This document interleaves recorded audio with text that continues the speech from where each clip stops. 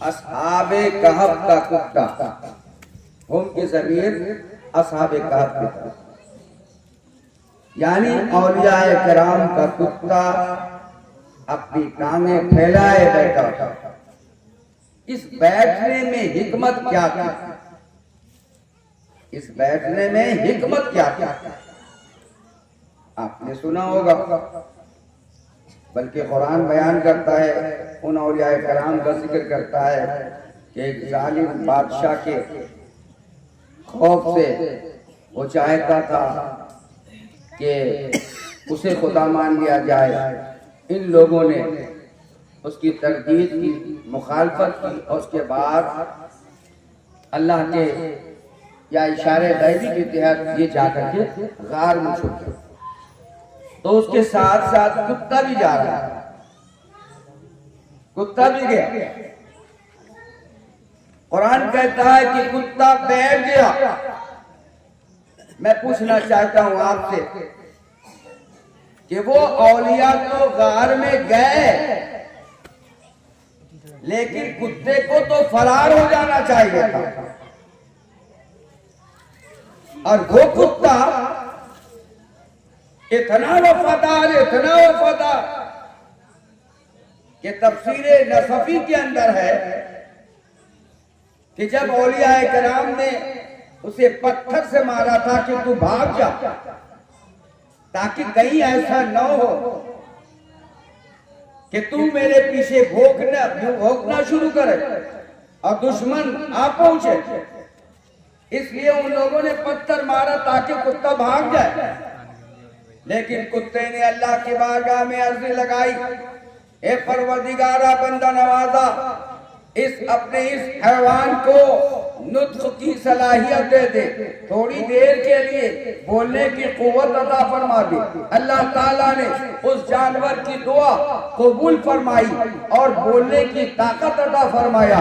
हदीसों के हवाले से बताऊंगा कि वो कुत्ता अपने दोनों पांव को उठा लेता है और कहता है, ए औलिया अल्लाह, आप हमें क्यों भगाते हैं? औलिया ने कहा, इसलिए हम भगाते हैं कि हम तो जान बचा करके गार में पनाह लेने जा रहे हैं, लेकिन तू हमारे साथ होगा तो भोंकेगा। उस कुत्ते ने कहा, मैं भोंकने वाला कुत्ता नहीं, मैं बेवफा नहीं, वफादार हूँ।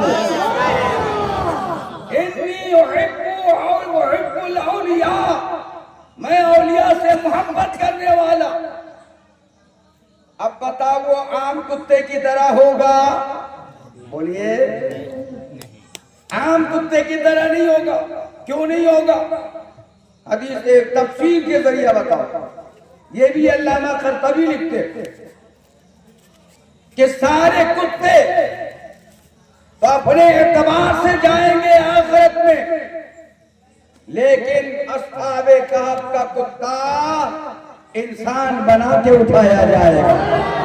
इसलिए, सिर्फ इसलिए कि उसने, उस कुत्ते ने किसी और की दरबानी नहीं की, हुक्मरान की दरबानी नहीं की, बादशाहों की रखवाली नहीं की, उसने तो सिर्फ औलिया अल्लाह की रखवाली की है। वो कुत्ता जो वलियों का वफादार होता है, वो अल्लाह के नजदीक मुकर्रम और मुअज़्ज़म होता है, और इसलिए अल्लाह उसे इंसान की सूरत अता फरमा के उसे इज्जत बख्श देता है। इसीलिए किसी ने कहा कि सगे शाहे झीला शौ, उलमा की तवज्जो चाहूंगा, सगे शाहे झीला शौ चू खाही कुर्ब रब्बानी। अगर तू अल्लाह का कुर्ब चाहता है, अल्लाह के करीब होना चाहता है, ये चाहता है कि अल्लाह के नजदीक तू पसंदीदा हो जा, अगर अल्लाह के नजदीक तू अजीज होना चाहता है, तो तुझे चाहिए कि गौसे आजम के दर का कुत्ता बन जा, गौसे आजम के दर का कुत्ता हो जा। सरकार आला हज़रत फरमाते हैं, तुझसे सग, सग से डर और डर से है मुझको। फरमाया कि तुझसे डर, हे गौसे आजम, आपसे चौखट है और दर से है सच और चौखट से कुत्ता है।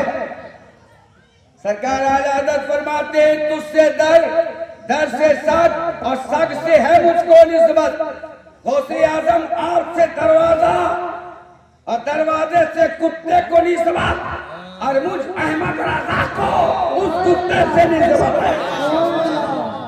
ये लोगों औलिया किराम की बारगाह में दरबानी करने वाला कुत्ता कितना मोहतरम होता है।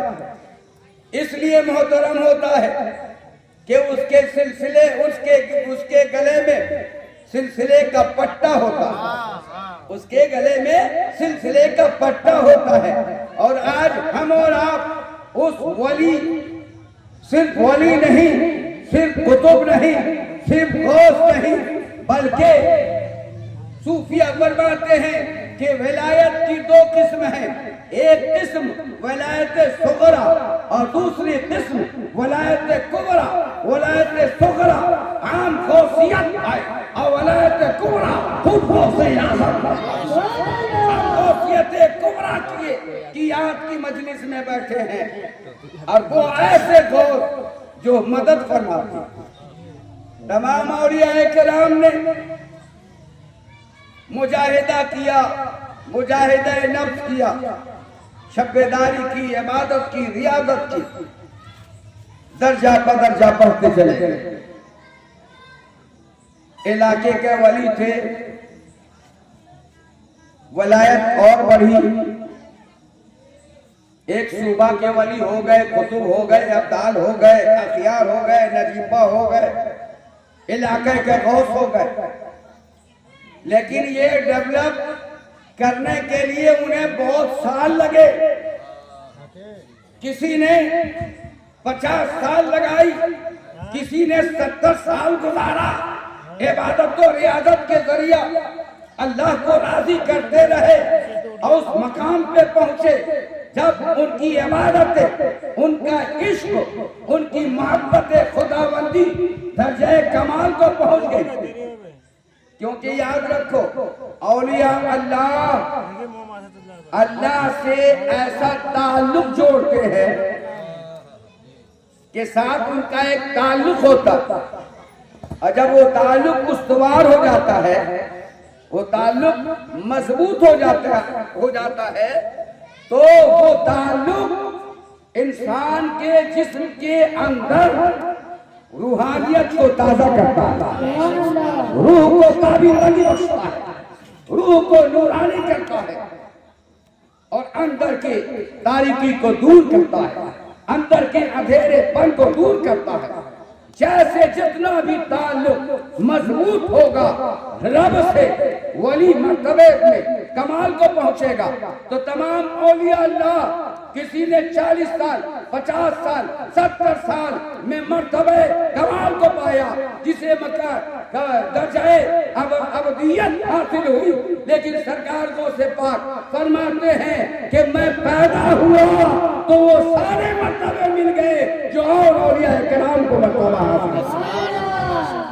पैदा हुआ और उसी वक्त मर्तबा हासिल हो गया।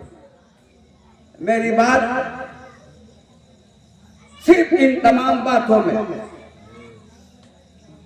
एक मजबूत कर ले कि गौसे पाक रज़ियल्लाहु ताला अन्हु का मर्तबा और दीगर औलिया कराम से मुनफरिद है, मुमताज है। मुमताज कुल्लु वलीइन लहू क़दमुन व इन्नी। अच्छा छोड़ो, मैं ये उन्वान टॉपिक को छेड़ूंगा तो बात लंबी हो जाएगी। कल इंशाअल्लाह ताला इसके बाद बताऊंगा। 2 बात सुन लो, उसके बाद गुफ्तगू। अगर याद रहा तो मैंने जो शेर अभी कसीदा बुर्दा से पढ़ी ना, आधा शेर, तो इंशाअल्लाह उसमें पूरी गुफ्तगू होगी।